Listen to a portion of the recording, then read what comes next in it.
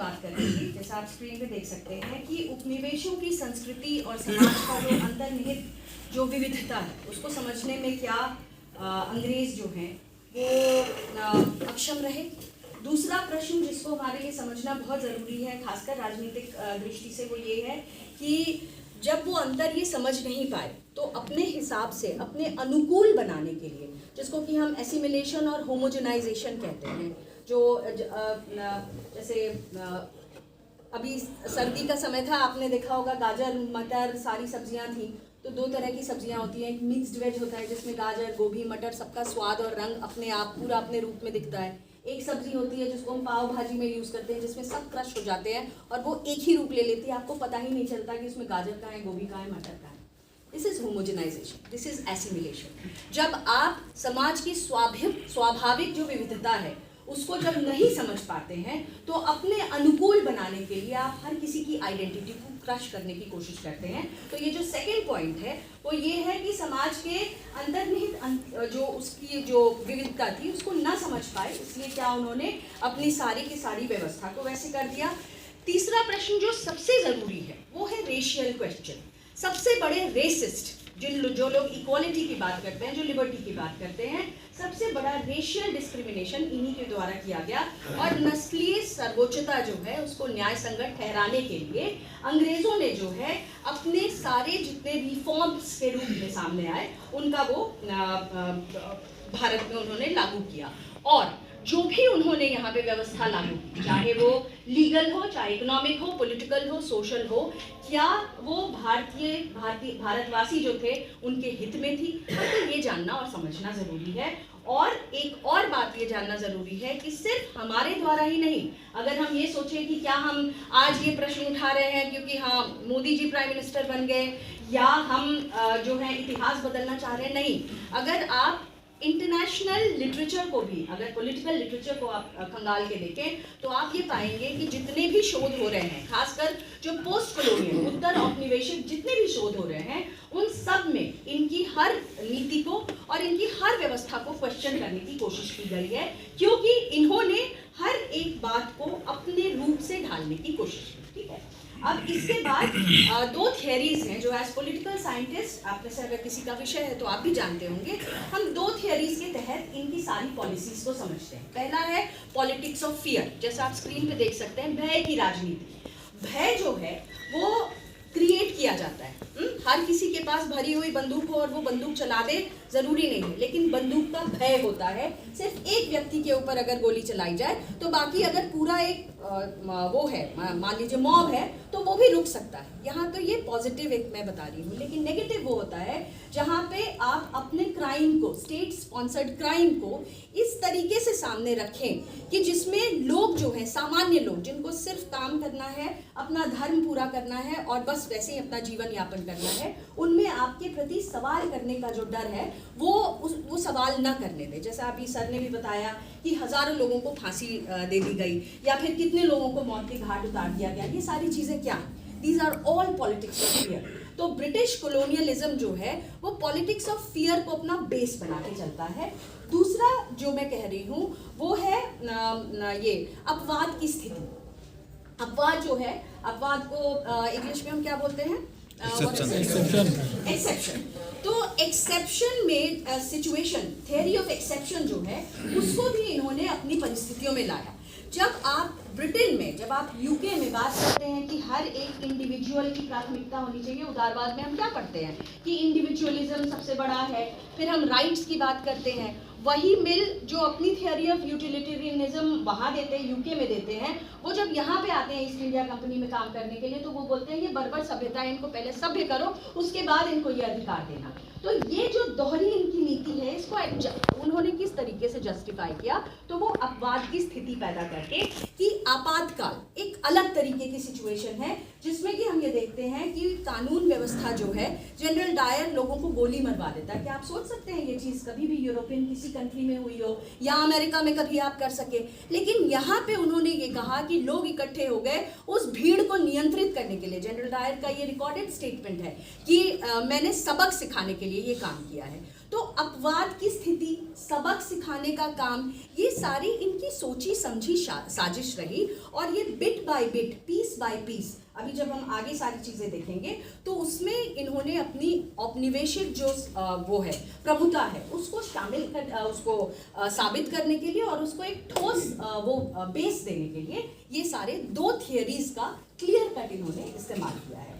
अब 1757 से 1857 तक जब आप देखेंगे तो उसमें आप देखेंगे 1857 से 1813 तक का जो फेज है वो बहुत ही इंटरेस्टिंग है, जिसमें कि आप इंपीरियलिस्टिक टेंडेंसीज जो इनकी है, साम्राज्यवादी भी और व्यापारवादी भी, मार्केट के नाम पे, बिजनेस के नाम पे ये अपने आप को आगे बढ़ाते हैं। तो जितनी भी ट्रीटीज इनकी होती है वो सब व्यापार संबंधी होती है और इंग्लैंड और यूरोप के दूसरे देशों में आप निर्यात के हेतु यहाँ पे जो माल है उसको आप लेना चाहते हैं। कॉलोनियलिज्म में आप लोगों ने ये भी आप जानते ही, आप सब लोग जानते हैं, बस मैं अपनी बात को सामने इसलिए रख रही हूँ कि इनकी दमनकारी नीतियाँ जो हैं वो सोच समझ के दमन के लिए ही बनाई गई। तो जो दो बातें मैं आपको बता रही हूँ, कॉलोनीज का इनके लिए फायदा क्या था? पहला था they wanted resources from the colonies, right? जितने भी हमारे संसाधन हैं वो यहाँ से लेके, और उनको एक मार्केट चाहिए था जहाँ वो अपने बने हुए चीज़ों को यहाँ सामने रखें। तो आर्थिक रूप से इन्होंने 1757 से 1813 तक एक ऐसा बैकग्राउंड बनाने की कोशिश की, जिसको अंकिता जी ने भी प्रूव किया है सारे एग्जाम्पल्स देके, कि यहाँ से जितनी भी बिजनेस की चीज़ें वहाँ जाती वो वहाँ के लिए दुर्लभ थी, तो उतना प्राइस पे करना पॉसिबल नहीं था।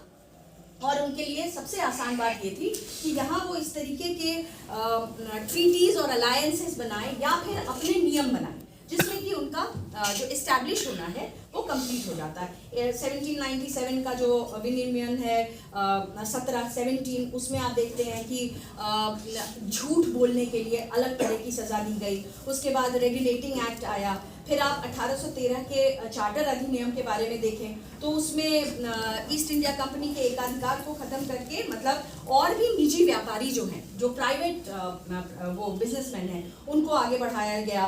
फिर 1813 से 33 के बीच में, यानी कि 20 साल का समय, 2 दशक, कम नहीं होता है, 2 दशक के अंदर हम ये देखते हैं कि जो भी यूरोपीय बागान मालिक हैं उनका कारोबार बढ़ता गया, और कारोबार जैसे जैसे बढ़ता गया उनकी जो आपराधिक जो भी प्रवृत्ति है, जो भी हिंसा है, वो सब बढ़ती चली गई। और सबसे मज़े की बात यह है कि अंग्रेज़ों के द्वारा की गई जो भी उनके द्वारा किए गए गुनाह हैं, उनको कोई इंडियन जज न समझ सकता था, न उसके ऊपर कोई, मतलब उसको हक नहीं था कि उसके ऊपर कोई फैसला दे सके। ये सारी चीज़ें हमारे सामने आती हैं। और 1757 से 1857 का जो टाइम है उसमें हम ये देखते हैं कि जो जितने भी गवर्नर जनरल्स आए उन्होंने अपनी अपनी नीतियाँ सामने रखी हैं और विस्तारवाद को और भी आगे बढ़ाना शुरू कर दिया गया है। जैसे 1765 में आप दीवानी अधिग्रहण देखते हैं बिहार और उड़ीसा का। फिर 1798 से 1805 तक गवर्नर जनरल जो हैं वो अपनी नीतियों को भारत के शासकों के ऊपर जबरन थोपते हैं। धीरे धीरे अपनी उपस्थिति वो बढ़ाते चले जाते हैं। ये सारी चीज़ों पे मैं ज़्यादा टाइम नहीं दे रही हूँ क्योंकि ये फैक्ट्स सब लोगों ने पढ़े भी हैं, ये सारे फैक्ट्स जो हैं अवेलेबल हैं।